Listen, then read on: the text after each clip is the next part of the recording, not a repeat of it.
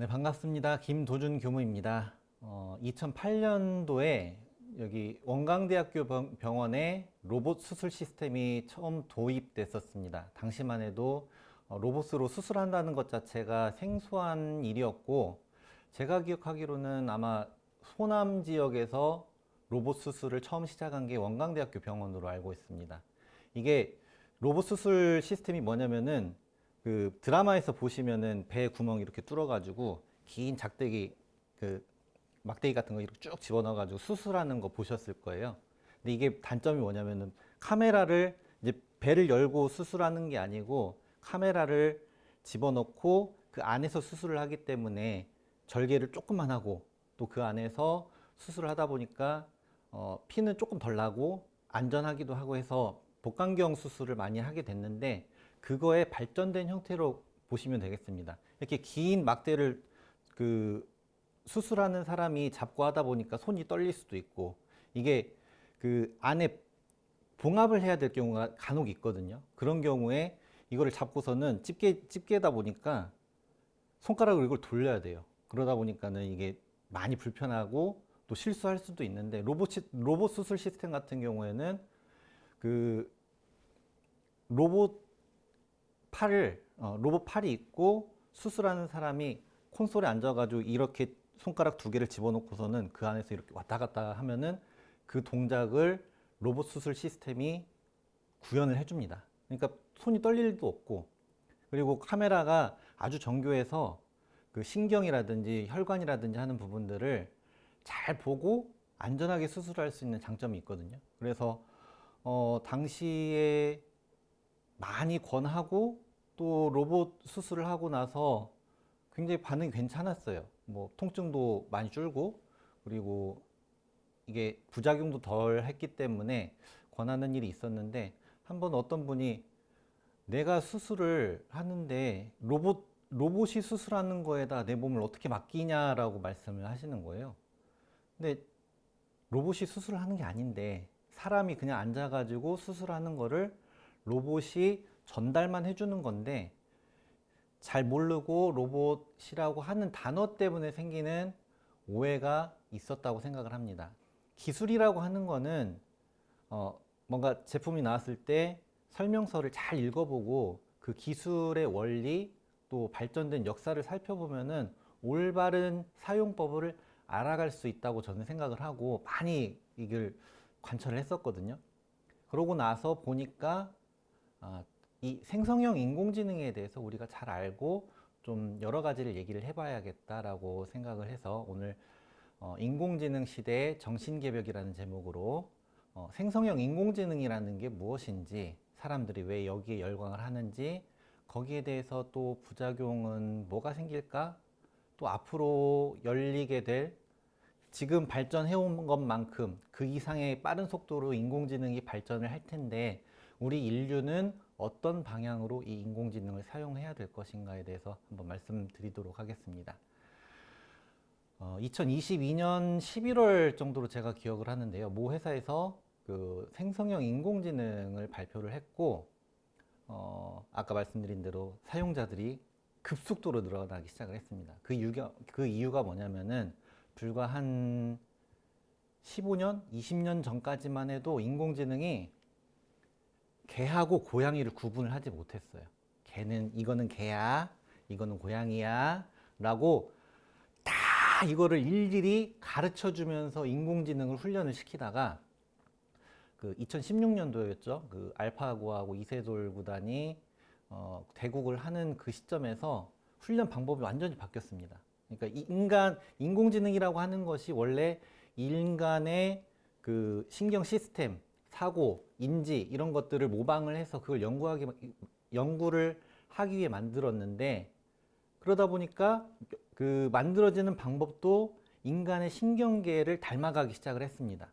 그렇게 해서 만들어진 그 학습 방법으로 만들어진 게 그 당시 알파고, 그리고 나서 그 대국을 하면서 많이 이슈화가 됐었는데, 그 이후로 지금 한 10년 정도 지났죠. 근데 그 알파고가 더 발전을 해가지고 그 뒤로 계속해서 발전을 했다고 하더라고요. 처음에는 알파고가 모든 그 대국 키보드를 다 때려 넣어가지고 훈련을 시킨 다음에 대국을 했었고, 그 다음에 나온 모델들은 그 바둑에 대한 기초 자료만 주고서는 서로 막 계속 대국을 하는 거예요. 그러다가 오리지널 버전이 완전히 뒤처지고 계속해서 발전을 해 나가는 형태로 지금 인공지능이 발전을 했는데, 지금 생성형 인공지능이라고 하는 것이 뭐냐면은 만들어낸다는 겁니다. 그 사용해 보신 분들은 알겠지만은 대화를 해요, 사람하고. 내가 그 프롬프트 창에다가, 그 프롬프트 창이라고 하죠. 문장을 그 타이핑을 하는 창을 프롬프트 창이라고 하는데, 거기에다가 타이핑을 하면은 얘가 그 인공지능이 그 문장을 인식을 하고 거기에 맞는 대답을 해줍니다. 그러니까 이게 얼마나 대단한 거냐면은, 대화를 한다라고 하는 거를 잘 생각을 해보시면은 아실 거예요. 내가 뭐 상대방한테 밥을 먹었어? 밥 먹었어? 라고 물어보면은 사람이, 상대방이 밥 먹었어? 라고 대답을 할 수도 있고, 그 사람은 뭐 그냥 단순하게 밥 먹었냐고 물어본 게 아니고 할 말이 없으니까 그냥 인사창 밥 먹었어? 라고 물어볼 수도 있는 거고, 이런 맥락들이 있는데, 이게 기계가 다 이해를 하지 못하니까, 예를 들어서 밥을 먹었다라고 하는 단어를 보고 그 뒤에 나올 대답을 할 수 있는 적절한 단어를 확률적으로 계산을 하는 작업을 합니다. 그렇게 해서 얘가 판단을 해서 방대한 데이터들을 바탕으로 해서, 사전에 학습된 방대한 데이터들을 통해서 이거를 다 일일이 검색을 합니다. 모든 그 어마어마한 데이터들이 들어가 있는데 그걸 일일이 다 검색을 해요. 그 중에 적절한 대답을 인공지능이 출력을 하는 형태입니다. 그러니까 이게, 저도 뭐 업무상 여러 가지로 생성형 인공지능을 사용을 해보는데,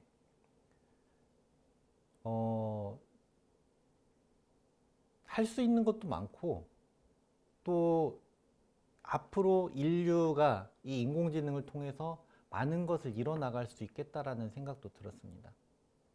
근데 이런 생성형 인공지능인데 그 문제점들이 발견이 되기 시작을 합니다. 첫 번째로, 이 인공지능이 설계를 할 때 프로그램이 돼 있겠죠. 근데 이 인공지능이 프로그램이 돼 있을 때 내가 뭔가 질문을 받으면은, 문장을 받으면은 반드시 대답을 해야만 되도록 이게 프로그램이 돼 있습니다. 그래서 처음에 생성형 인공지능이 발표가 되고 여러 가지로 저도 테스트를 해봤는데, 뭐 이순신 장군의 거북선에 대해서 설명을 해달라 그러면 무슨 전함 어디 세계 2차 대전에서 활약을 했다, 이런 내용들이 막 출력이 되는 거예요. 근데 최근 들어서는 그런 것들이 많이 줄어들긴 했는데, 이런 거짓된 정보가 왜 나오냐면은, 얘가 가지고 있는 데이터 안에서 적절한 대답을 찾아내지는 못하는데, 그럴 듯하게 얘가 대답을 도출할 수 있도록 프로그램이 되어 있는 거예요. 도출하도록 프로그램이 되어 있는 겁니다. 그러다 보니까 이게 이제 환각, 할루시네이션이라고 하는 현상이 일어났는데, 이 부분 때문에 사람들이 고민을 많이 시작을 했어요. 검색 용도로는 사용할 수 없겠다. 이게 그 생성형 인공지능이라고 하는 것의 데이터가 국한돼 있고, 이게 학습되지 않은 데이터에 대해서 물어보는 것, 그리고 전문적인 부분도 어느 정도 대답은 하기는 하는데, 논문이 들어가 있으니까 대답이 나오기는 하는데 이상하게 조금씩 틀려요. 그러다 보니까 제가 이 부분을 보면서, 내가 대화를 할 때도 상대방과 나와 이제 대화 수준, 지적 수준이나 지식이나 이런 것들이 맞지 않으면은 제대로 된 대화가 되지 않듯이, 인공지능에 뭔가 물어보거나 답을 얻을 때도 내가 원하는 것을 정확하게, 질문의 의도를 나 스스로 정립하지 않으면 제대로 된 내용이 나오지 않겠다. 그리고 검증을 못 하겠다라는 생각이 들었습니다. 이런 문제가 있었고요. 이제 두 번째는, 이 생성형 인공지능이 만들어진 것이 영어권 국가 회사에서 만들어지다 보니까 다 영어로 된 데이터들 중심으로 훈련이 됐습니다. 그러니까 저희 그 원불교에 대한 것도 검색을 해보면은, 한글로 검색을 할 때하고 원부디즘이라고 영어로 쳐서 그걸 영어로 질문을 했을 때하고 대답이 달라요. 이게 데이터베이스에 들어가 있는 내용들이 다른데, 그러다 보니까 비영어권에 있는 문화, 언어 혹은 자료들이 어쩌면 이것 때문에 소실이 될 수도 있겠다. 사람들이 데이터 검색을 하다 보면은 영어권에 있는 데이터들을 답을 얻고 그것을 활용해서 사용하다 보면은 그 외의 문화권, 그 외의 언어권들의 역사 혹은 뭐 나아가서 언어들까지도 소실될 수도 있겠다라는 생각이 좀 들었습니다. 이게 반복해서 사용을 하다 보면은 얘가 사람들이 많이 사용한 이미지들을 활용을 하게 되거든요. 그렇게 되다 보니까 그것들이 오히려 데이터가 오염되기도 하고, 저도 얼마 전에 그 사진 하나를 생성형 인공지능에다 넣고서는 이거를 이런 식으로 만들어줘라고 주문을 했는데 결과물이 중국도 아니고 일본 것도 아니고 한국 것도 아닌 것 같은 이상한 게 나와요. 뭔가 내가 계속해서 주문해서 하더라도 그 안에 입력되어 있는 데이터들이 주로 많은 데이터들이 중국 데이터들이 많거든요. 그러다 보니까 그런 데이터들의 중심으로 생성이 되는 문제도 생깁니다. 이제 세 번째로 이 부분이 저는 가장 중요하다고 생각을 하는데 의존성이 생깁니다. 생성형 인공지능에 대해서. 편리하고 내가 사용해 보니까 좋아. 계속해서 사용하다 보니까 여기에 대해서 의존성이 생기는 겁니다. 어쩌면은 나중에 가서는 그 생성형 인공지능이 없는 상황에서 내가 업무를 하기가 힘들 수도 있겠다. 인공지능이라는 것이 분명히 필요하고 편의를 제공해주고 우리가 많이 활용할 수 있지만 거기에 대해서 너무 의존을 하고 그게 막 다 옳은 것이냐. 생성형 인공지능에 입력된 데이터들도 틀릴 수가 있는데 그게 옳은 것이냐, 그거를 뭐 논문에 인거를 한다든지 이것도 나중에 문제가 돼요. 아니면 그거에 대해서 인공지능이 이렇게 말했어! 라고 주장을 하는 사람들도 있어요. 내가 옳아! 그러니까. 이런 식으로 뭐 자기 주장에 근거를 대는 사람들도 있었는데 그런 부분은 맞지 않다.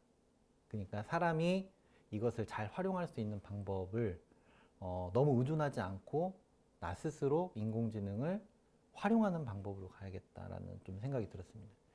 그렇다면은 이 인공지능 시대에서 이 도덕 문명이 나아가야 할 길은 무엇일까?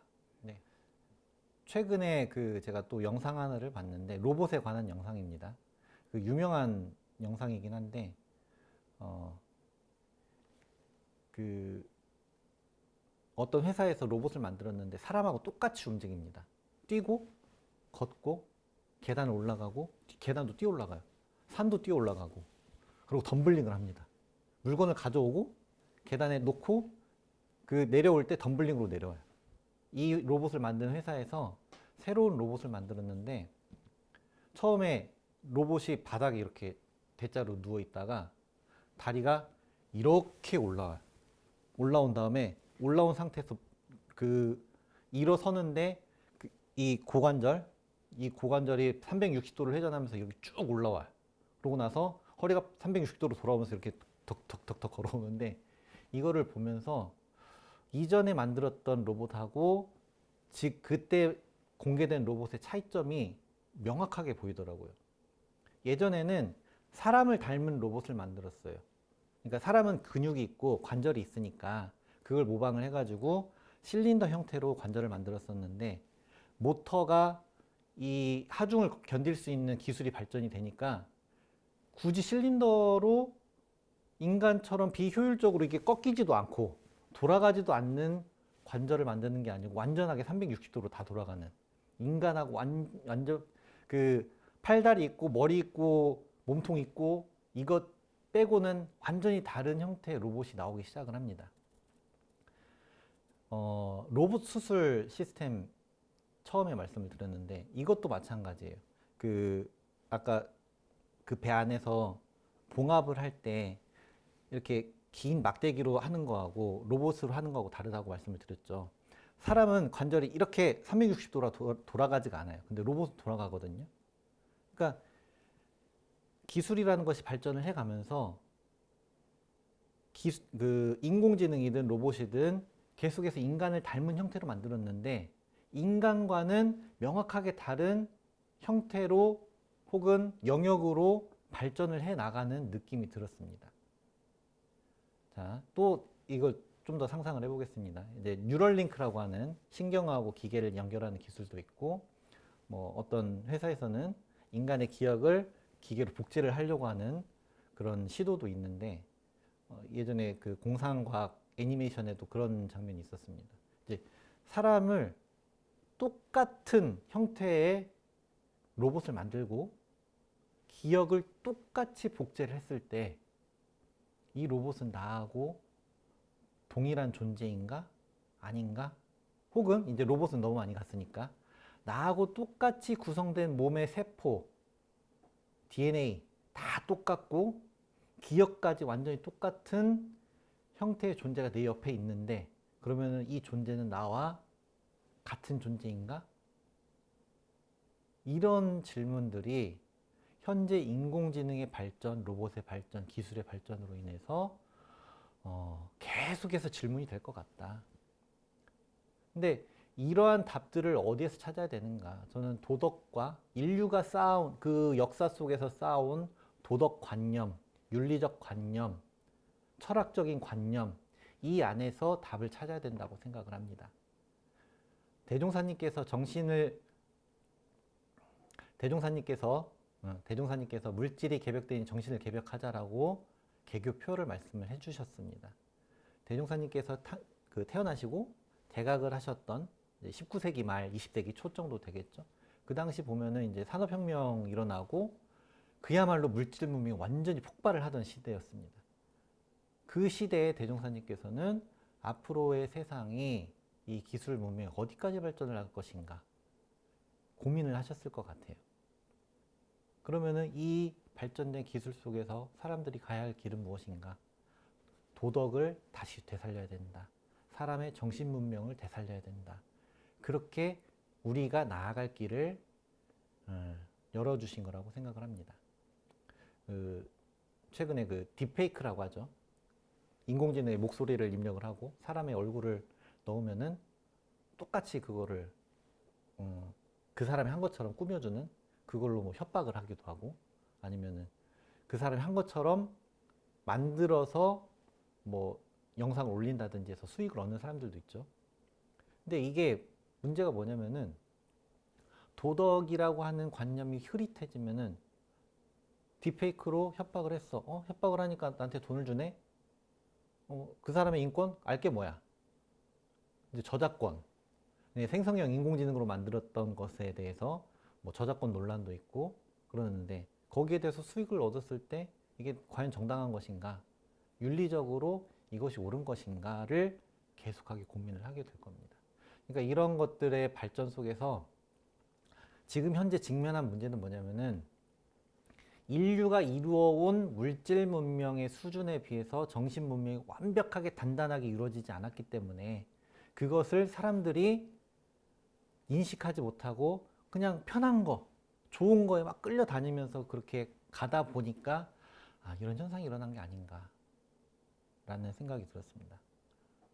그렇다면 자, 인공지능이 문제도 있고 아직까지는 뭐 윤리적인 거, 도덕적인 관념이라든지 그 법이라든지 제도라든지 이런 것들이 완벽하지 않은데 그럼 인공지능 사용하지 말아야 되는 거 아니냐 라고 말할 수도 있겠죠. 근데 인공지능이라고 하는 것은 사람들에게 이롭기 위해서 만들어진 기계입니다. 편하게 만들어주고 인공지능이 사람은 지치잖아요. 생각을 하거나 뭐 계산을 하거나 뭘 일을 하면 지치는데 기계는 지치질 않습니다. 전기만 계속 밀어 넣어주면은 똑같은 일을 반복을 해요. 그 반복되는 일을 정확하게 프로그래밍 된 것에 대해 프로그래밍 된 대로 정확하게 반복 수행을 하기 때문에 기계한테 일을 맡기거든요. 그 기계한테 일을 맡겼을 때 업무의 효율이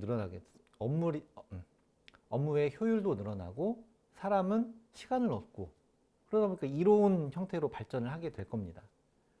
다만 이제 뭐 직업이 좀 인공지능에 밀려가지고 없어지는 경우도 있겠지만은 인간의 역할이라고 하는 것이 그냥 기계하고 경쟁을 해서 뭔가를 쟁취하거나 대립하는 것이 아니고 사람만이 가지고 있는 정신적인 영역을 발전을 해 나가야 된다고 생각을 합니다. 그러니까 알파고 당시에 제일 화두가 됐던 게 이런 부분이었거든요.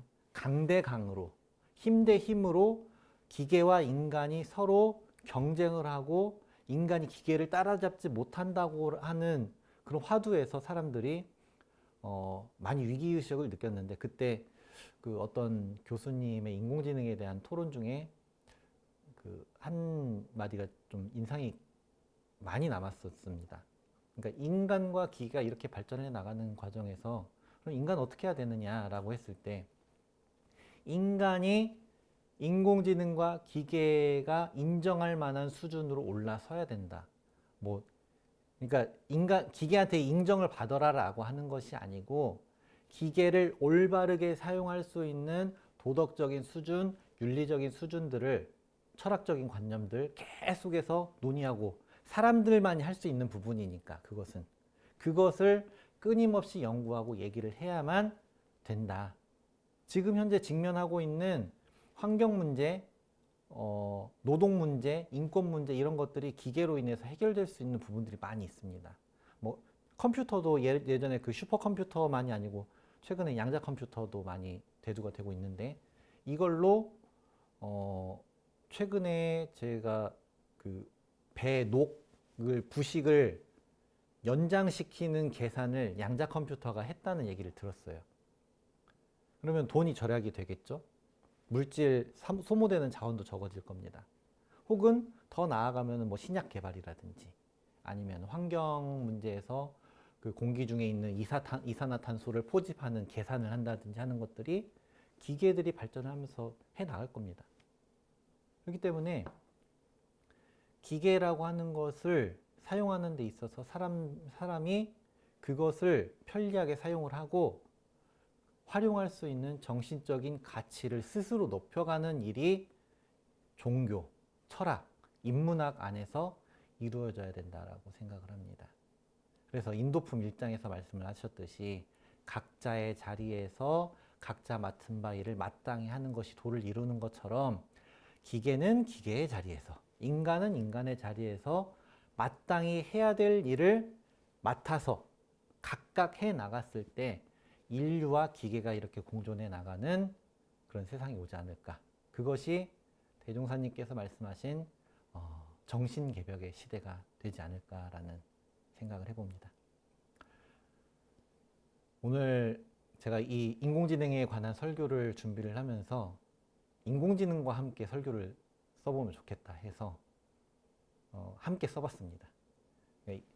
흔히 뭐 인공지능 시대 정신개벽 제목만 주고선 이런 거 한번 써줘 이런 게 아니고, 제가 생각하는 내용의 주제를 정하고 1차 초안을 잡고 그 구조를 정한 다음에 쭉 쓰는 거를 그 생성형 인공지능에다 텍스트 파일, 문서 파일로 집어넣고 일단 1차 평가를 해달라고 해요. 그러고 나서 논리적으로 혹시 부족한 부분이 있느냐라고 한번 물어보고, 또 제가 읽으면서 이 부분 좀 들어갔으면 좋겠는데 어떻게 했으면 좋을까요? 뭐 이런 식으로 물어봐서 보완하는 형태로 설교를 준비를 했는데, 인공지능을 활용하는 방법이 이게 맞지 않을까. 그냥 인공지능이 편리하니까 이거 다 해줘 이런 게 아니고, 내가 해야 될 부분은 내가 정확하게 하고, 인공지능이 거기에 대해서 보조적인 역할, 보완해주는 형태로 가야만 되지 않을까라는 생각을 했습니다.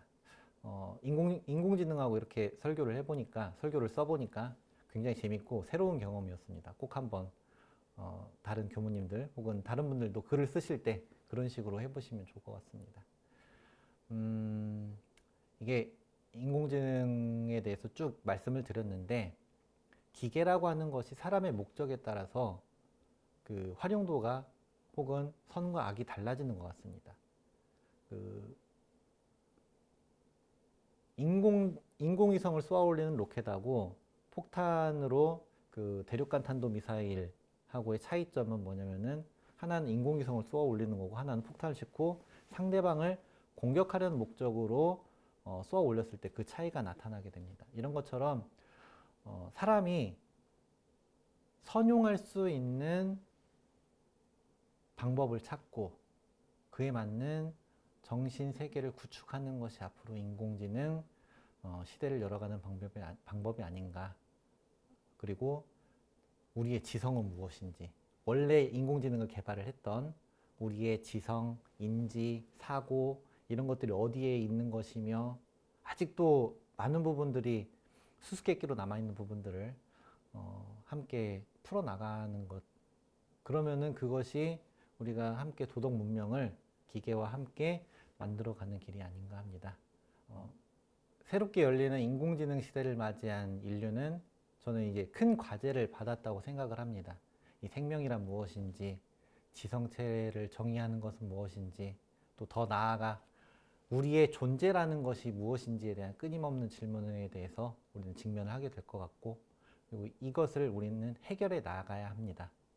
함께 정신개벽의 시대를 열어주시기를 기원드리며 이상 마치겠습니다. 감사합니다.